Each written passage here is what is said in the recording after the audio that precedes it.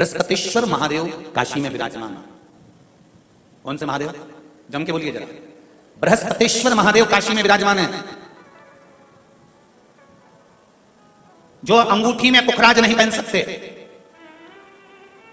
जिनकी भाग्य रेखा उल्टी चल रही हो, बृहस्पति चमक ही नहीं रहा हो, जिस काम में हाथ डालते हैं वो काम पूरा ही नहीं होता हो, तो एक बार काशी जाना, बृहस्पतिश्वर महादेव का स्पर्श करना, उनका अभिषेक पूजन करना और उनका स्पर्श कर कर एक बेलपत्र ब्राह्मण देवता से मांग कर लेकर जाना कि इन बृहस्पतिश्वर महादेव से मुझे एक बेलपत्र दे दो। तुम्हें पुखराज पहना कि नहीं पहना, हीरा रतन माणिक पहना कि नहीं पहना, वो बेलपत्र इतना चमत्कार कर देगी कि जिंदगी में कभी संपदा की कमी आएगी नहीं। अगर बृहस्पति नहीं चमके तो बृहस्पतिश्वर महादेव, जहां पर बैठकर बृहस्पति भगवान ने शंकर भगवान की आराधना करी है, रोज गंगा जल जाना, गंगा जल लेकर आना, शिव जी की आराधना करना, एक शिवलिंग का निर्माण करना, उसकी आराधना में बृहस्पति भगवान डूब गए, उसकी आराधना में बृहस्पति महाराज निरंतर लग रहे और इतनी आराधना बृहस्पति महाराज ने करी, इतनी आराधना करी बृहस्पति महाराज ने कि शंकर भगवान सामने प्रकट हो गए। मांगो बृहस्पति, तुमको क्या चाहिए? कुछ नहीं, केवल आपका भजन। नाम रख दिया, तुम्हारा नाम बृहस्पति रहेगा। बृहस्पति भगवान का एक नाम बृहस्पति भी रख दिया और तुम साधारण नहीं रहोगे। तुमने मेरी आराधना करी है तो देवताओं के गुरु बनकर विराजमान होगे। अब अभी तक 2 भार इंद्र के पास में थे, बहुत ध्यान देकर समझना ये नवग्रह कथा को। 2 भार थे इंद्र के पास। इंद्र देवताओं के गुरु भी बनकर बैठे थे। देवगुरु बृहस्पति की जगह पूर्व में इंद्र ही देवगुरु का पद संभाल रहे और देवराज का पद भी इंद्र के पास में था। कौन कौन से पद थे? जम के बोलो जरा। पहला पद देवराज इंद्र का, दूसरा पद देवगुरु, देवगुरु का पद भी इंद्र के पास में था और देवराज का पद भी इंद्र के पास में था। ये 2 पद जब होता है साधारण भाषा में आप ले लीजिए, किसी के पास में अध्यक्ष का पद भी है, किसी के पास में और कहीं का पद भी है, 2-3 पद उसके पास में विराजमान है, तो उसके पास में 2-3 पद अगर विराजमान है तो फिर उससे अगर एक पद ले लिया जाता है तो उसको अहंकार आ जाता है, उसको गुस्सा आ जाता है कि बताओ अभी तक तो मुझे पूछा जा रहा था, अब तुम तो वो पद पे भी जान दो। जैसे तुम किसी कुर्सी पर बैठे हो, कथा सुन रहे हो और इतने में कोई रिश्तेदार बाहेती जी का आ गया और तुम बढ़िया आराम से बैठे थे और बैठे बैठे इतने में बाहेती परिवार से कोई आया और उसने तुमको उठाया, प्लीज थोड़ा सा, और तुम्हें उठाकर दूसरी जगह बिठा दिया और उन्होंने अपने वाले को कुर्सी पर बिठा दिया। अब बोलो, जो उठा, जिसको उठाया था उसका भगोने जैसा मुंडा हुआ कि नहीं हुआ? अरे बोलो तो, अपन दूर कथा नहीं जाते, कथा अपने ऊपर लेके चलो कि अपन कैसे समझे इस कथा को। बहुत अगर गहन तत्व की कथा सुनेंगे तो समझ में आएगी नहीं। यहां से सुनी, यहां से निकाल दी, बच्ची कुछ ऊपर से निकल गई और मालूम पड़े थोड़ी देर बाद माताएं कुर्सी पे बैठी।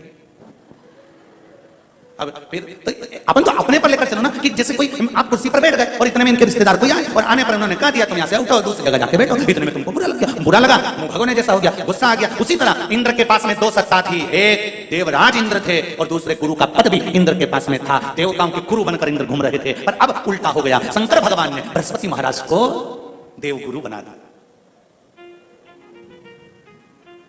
अब जैसे देवगुरु बनाया तो इनका इंद्रदेव का मुंह, अरे बोलो तो तुम, भगोने सा हो गया, कुर्सी उतरी फिर मुंह भगोड़ा। अब इनका मुंह भगोने जैसा हो गया तो गुस्सा तो गुस्सा। इतने में इंद्र ने, बृहस्पति महाराज देवगुरु बन गए, इंद्र सिंहासन पर बैठे थे, अप्सराओं का नृत्य देख रहे थे। वहीं से देवगुरु बृहस्पति का आगमन हुआ।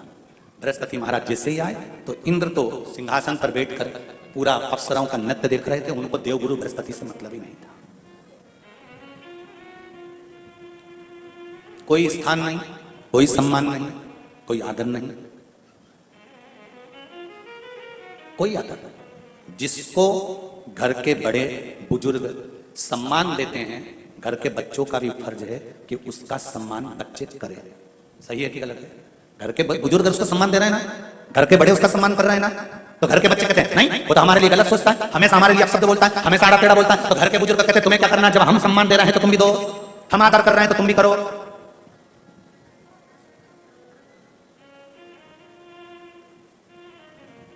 पर नहीं, महाराज आदर आप भी करो, सम्मान आप भी करो, पर वो आदर वो सम्मान बहुत मुश्किल। अब जब बृहस्पति महाराज का सम्मान नहीं हुआ, बृहस्पति महाराज वहां से उठकर चले गए, बोले नहीं। जो समझदार होता है वो तुरंत कह देता है कोई बात नहीं, मैं चले जाता हूं। कोई मुख पर क्रोध नहीं, कोई चिड़चिड़ प्रवृत्ति नहीं, कोई अपशब्द नहीं। एक बात मैं आप सबको कहना चाहूंगा, किसी जगह पर यदि आपका अपमान हुआ है, बहुत ध्यान देना जरा, कथा थोड़ी भारी है पर समझ लोगे आप। किसी जगह पर यदि आपका अपमान हुआ है तो आप भगवान शंकर को धन्यवाद देना कि मैंने पूर्व में किसी का अपमान करा होगा तो मेरा हिसाब आपने इतनी जल्दी बराबर कर दिया है, इतनी जल्दी बराबर कर दिया। ये थोड़ा सा अपमान मेरा कराया, मेरा हिसाब बराबर हो गया। कोई गाली दे रहा है, देने दो, शंकर भगवान को धन्यवाद देना, बाबा बड़ी कृपा करी, मैंने पूर्व में इसको गालियां दी होंगी, अपशब्द कहा होगा तो इसने मुझे पलट कर गाली दे दी, अपशब्द कर दिया। ये तेरी कृपा है, ये तेरी दया, और जब तक तेरी करुणा, तेरी कृपा, तेरी दया नहीं हो तब तक कुछ हो ही नहीं सकता। तेरी कृपा।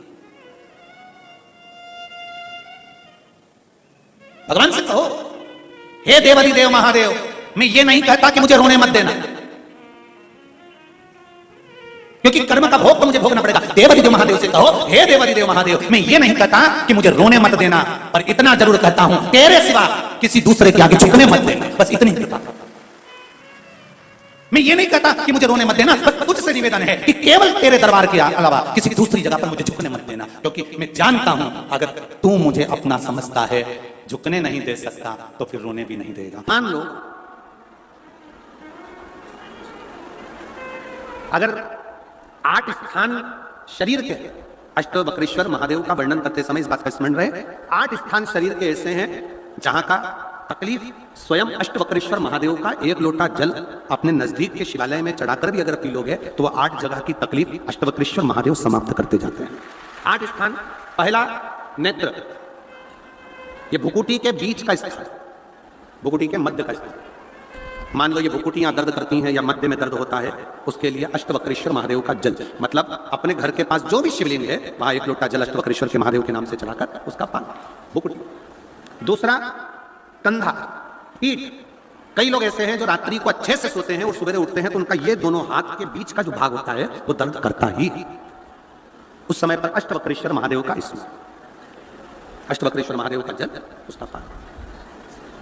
तीसरा रीढ़ की हड्डी का डॉक्टर बोल दिया कि ये गुड़िया खसक गया है, 1 नंबर 2 नंबर 3 नंबर का यदि कोई क्रम खसक गया है तो उस स्थान के लिए भी अष्टवक्रेश्वर, आप ऑपरेशन बाद में कराना, डॉक्टर बोल दिया है आप ऑपरेशन कराओ, मना नहीं है, पर एक बार अष्टवक्रेश्वर महादेव के नाम से दुर्वा बेलपत्र चढ़ाकर, जल चढ़ाकर, सुबह में दुर्वा का सेवन, प्रदोष काल में बेलपत्र का सेवन, और रात्रि को सोने से पहले जो जल अष्टवक्रेश्वर का चढ़ाया हुआ है उसका पान करिए, आपकी रीढ़ की हड्डी का कैसा भी क्रम होगा वो ठीक होना प्रारंभ हो जाएगा। अष्टवक्रेश्वर, अष्टवक्रेश्वर।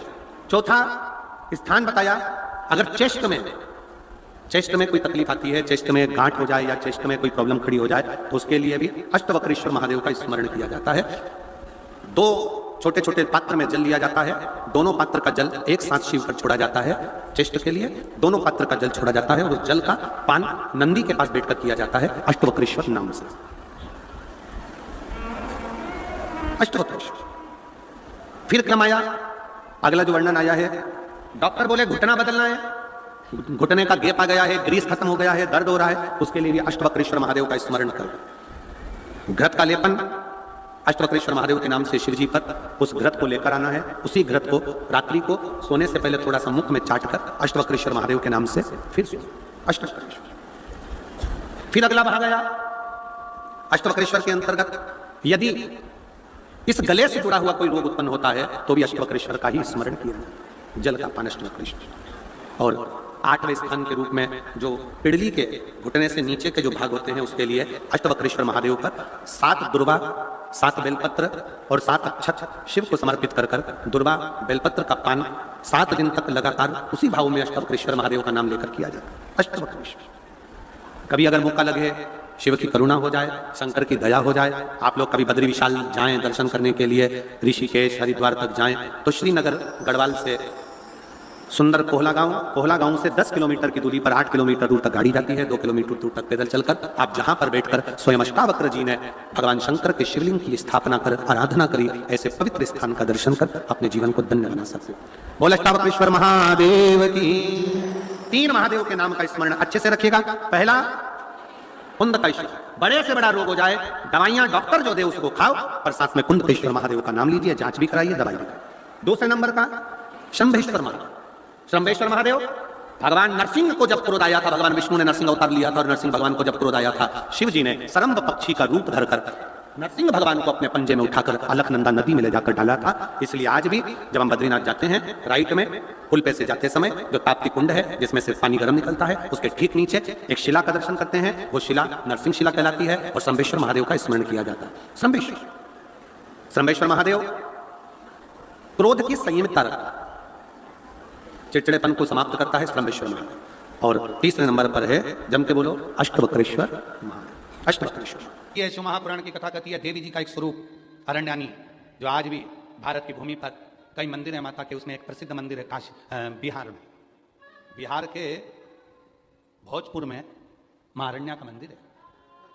अरण्यानी माता, अरण्या देवी, बिहार के भोजपुर में, जो अस्सी घाट पर बैठकर महाराज अस्सी नदी के तट पर जो माता देवी ने, माता ने जो तप साधना करी अस्सी में, वो तप साधना का कि ये सब दुखी क्यों है।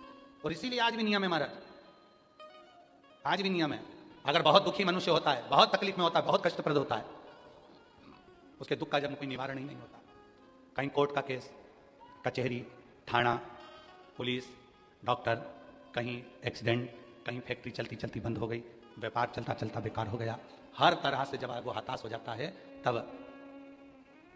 अब आप लोग तो बिहार भोजपुर जाकर, बिहार के भोजपुर में अरण्या देवी का मंदिर है और आप तो वहां नहीं जा सकते, तो उसके लिए 7 लाल पुष्प या एक ही पुष्प की 7 लाल पत्तियां, 7 दुर्वा के साथ में, 7 लाल अक्षत के साथ में, यदि अरण्यानी देवी के नाम से, अरण्यानी देवी के नाम से यदि बेलपत्र के वृक्ष के नीचे समर्पित कर दिया जाता है, तो वो अरण्यानी देवी तुम्हारे घर के जितने भी दुख होते हैं, चाहे कोर्ट से जुड़ा हो, पुलिस से जुड़ा हो, चाहे फैक्ट्री बंद हो रही हो, व्यापार बंद हो रहा हो, तो अरण्यानी देवी उसको संभाल लेती है और बल देकर उसको पुनः आगे बढ़ा देती है।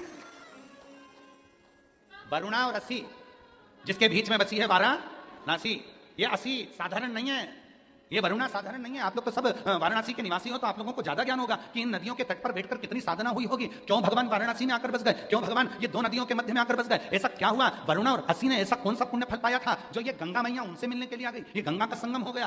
गंगा तो काशी में थी नहीं, गंगा तो काशी में थी नहीं,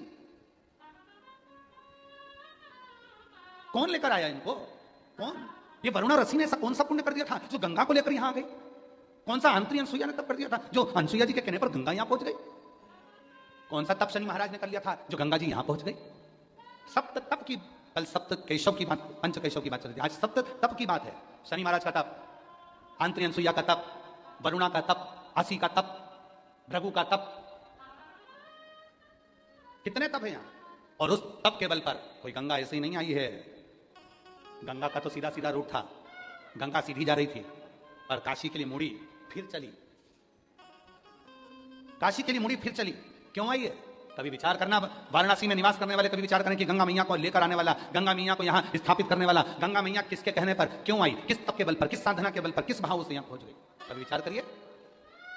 अस्सी के तट पर कौन सी देवी है, जम के बोलो, अरण्यानी देवी।